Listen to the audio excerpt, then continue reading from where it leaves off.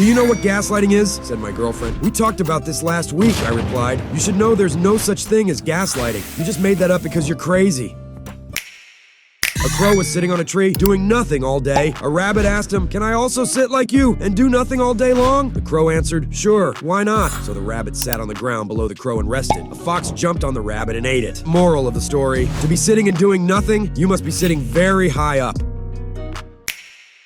A cop was patrolling late at night in a well-known lover's spot, famous for all obscene activities. He sees a couple in a car with the interior light brightly glowing. The cop carefully approaches the car to get a closer look. Then he sees Leonardo DiCaprio behind the wheel, reading a popular culture magazine. He immediately notices a young woman in the rear seat, crying. Puzzled by this surprising situation, the cop walks to the car and gently raps on the driver's window. DiCaprio lowers his window.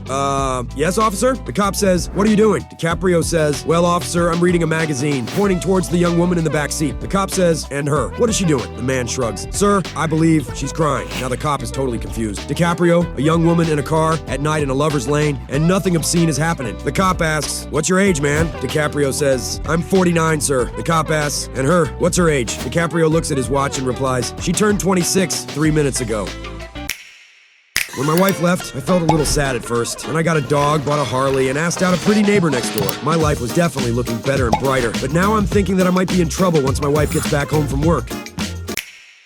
A man and his wife are trying to join the Catholic Church. They meet with the parish priest to talk about conversion, and he lays out some expectations. In order to join the church, the priest says, you must prove your dedication to the Lord by remaining celibate for the next 30 days. Well, says the man, that sounds like a difficult challenge, but it will be worth it to be part of this church. The man and his wife thank the priest and head home. A month later, the couple is back at the parish to meet with the priest. Well, he asks, how did it go? I'll be honest, Father, the man answers solemnly. We almost made it, 29 days in. Then my wife dropped the lettuce, bent over to pick it up, and it was all over. Well, scolds the priest, rules are rules. You won't be welcome in the church. That's okay, says the man. We can't go back to Walmart anymore either.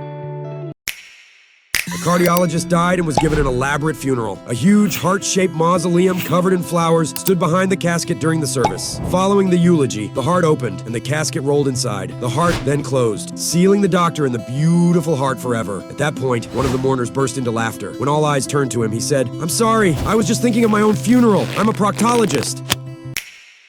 Sylvester Stallone meets up with Jean-Claude Van Damme, Dolph Lundgren, and Arnold Schwarzenegger at a pub. They get a round of drinks in and sit down at a table. Thanks for coming, guys, says Sly. I've had this great idea for a movie about famous 18th century composers. I wondered if you guys wanted in. I'm planning on playing Beethoven. I love the idea, says Van Damme. I've always wanted to portray Mozart. Yeah, I'm in, says Lundgren. Cast me as Handel. What about you, Arnold, says Sly. Who do you want to play? And Arnie drains his pint and says, I'll be back.